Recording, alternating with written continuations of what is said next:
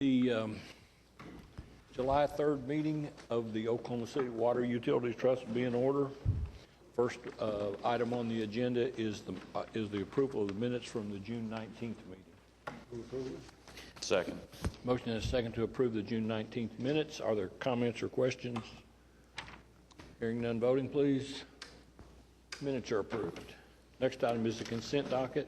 Move approval subject to individual consideration. There is one matter we need to deal with on it. Item D, there's a mistake in a description, and we need to strike that from the consent Item D docket. will be, in its entirety, will be struck. Okay. Yes, sir. Are there questions about the consent docket? Well, yes, I have. It's not really about the consent docket per se, but it relates to it. Where these street widening projects that we have all over the city now, we're converting old 2-lane roads to 4-lane roads. Quite often they require the relocation of some city-owned utilities, water or sewer lines.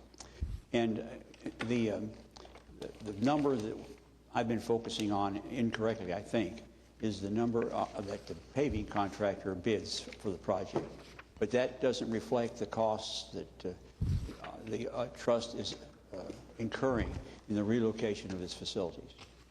So in order to get the total cost of a mile of repaving or reconstruction, we have to add in the paving contractors plus the dollars that's been here to relocate our facilities. Is that correct? Yes, we typically assign separate project numbers. The W is of water and a S is the sewer to go along with the P for paving to be able to help account for those total costs. And we ask AQUIT to approve the plans for a variety of reasons, but especially so that we can book the assets to the utility.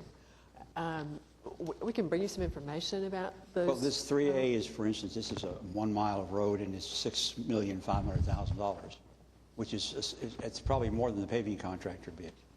And so in order for whoever's looking at this to have a feeling for the real price, he's got to add $6,500,000 to whatever the paving contractor bid.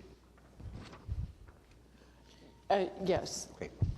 Yes, we'll get you some additional information. In that particular one, we're taking the opportunity to build something larger that we need to build. So it's a little bit different. We'll give you some typicals back to give you a sense of what that is. I'd appreciate that, Marcia. Thank you. Are there any other matters on the consent docket to be discussed separately? Hearing none, voting please. Consent docket's approved. Next matter, item 4, is a concurrence docket. There are 3 matters on the concurrence docket. Move approval subject to individual consideration. Second. Have a motion and a second to approve the concurrence docket. Are there matters to be discussed separately or comments from staff regarding any of them? Hearing none, voting please. Concurrence docket's approved. Next item is item 5. All matters are separate. First item is item 5A, a matter concerning a real estate purchase with COTPA. It's a lease rather than a purchase, isn't it? This is actually a proposed condominium purchase of the office structure that's on the first floor of the Sheridan Walker Garage. We have been leasing the facilities since 2007 and 2008. Thank you. We completed a space study for the downtown campus several years ago and determined that more space was needed. It frankly, because we're already leasing this facility, makes sense to us that we're the people who move and refurbish that space. We need desperately more space for our customer call center, particularly, and are looking for ways to get people in and out of our walk-in counter space from parking. Again, we occupy about 5,000 square feet. We need about 5,000 more. We're looking at the remainder of the space, either moving people out of 420 West Main to give other departments more room there, or working on a lease arrangement of our own with other departments who might occupy the space. Move approval. Have a motion and do I have a second? Second. Have a motion and a second to approve the item 5A. Are there questions or comments? Hearing none, voting please. Item 5A is approved. I assume we did not need executive session on item B, so it can be stricken. Move strike item B. Have a motion and a second to strike item D. Item D stricken. Item 6 is items from trustees. Are there comments from trustees? General manager reports. You can tell us a little bit how much water you're pumping and where your lakes are? A little bit over 160 million gallons a day today, which is, comfortable compared to where we were this time last year when we were about 180. Similarly, the lakes are not full, but they are in better shape than they were at this time last year as well. As you're seeing more news in the last week about the relative drought that we're in, the drought has been growing. We're very comfortable through the summer with what's going on in the lakes. Specifics, Lake Draper is at 1170. Lake Hefner is at 1194.94 and a half, I think. Overholser's down about 3.5 feet. Lake Atoka is down 5 feet, but we're bringing in water now from McGee Creek Lake and continuing to pump at a good over 80 million gallon a day rate. What did you say Hefner was? 1194.76, I think. So just about a little over 4 feet now.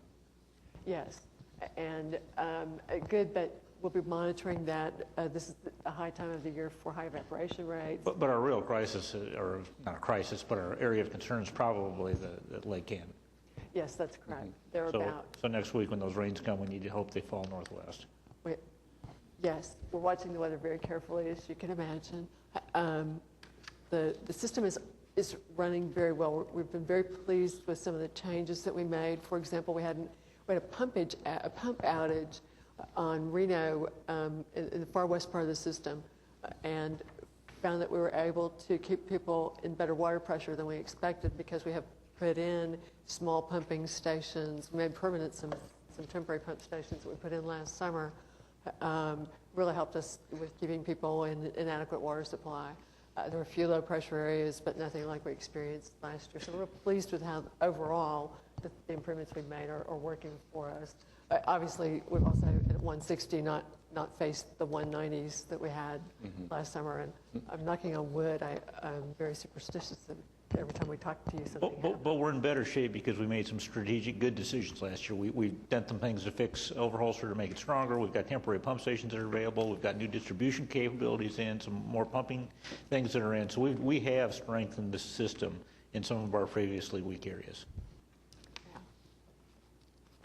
We've had some kind of general discussions about implementing some water usage restrictions even ahead of the time that where they're absolutely necessary or certainly absolutely in crisis condition.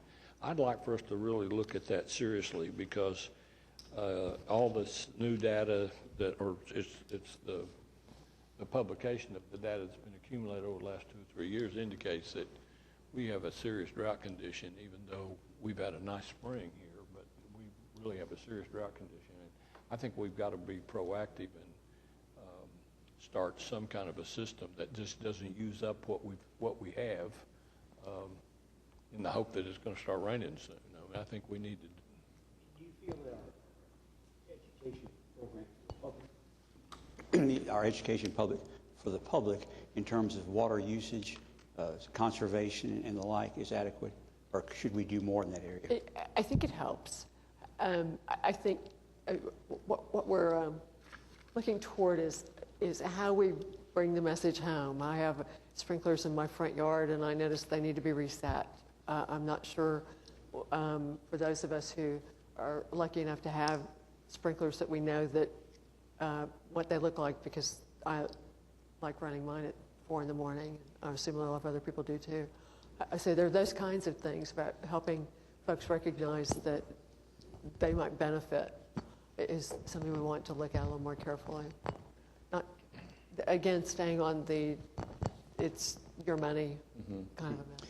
Is there a way, or should there be some consideration given to providing a way to reward those customers who do things to reduce their water consumption? Happy to bring you information about that. What other utilities, we can tell you what other utilities have done or doing. The city of Santa Barbara, California did some things a couple of years ago that were sort of extreme, I thought, promoting the use of AstroTurf. Are you advocating that? No, I don't. It's environmentally not sound, I'm sure.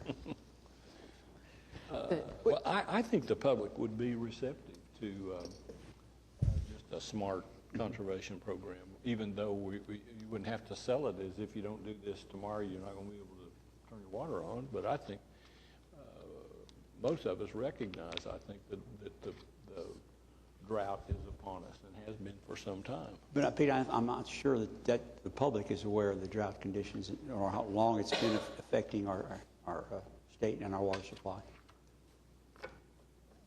But one of the things that it comes to me is that I don't know what the result is going to be of the litigation that is ongoing between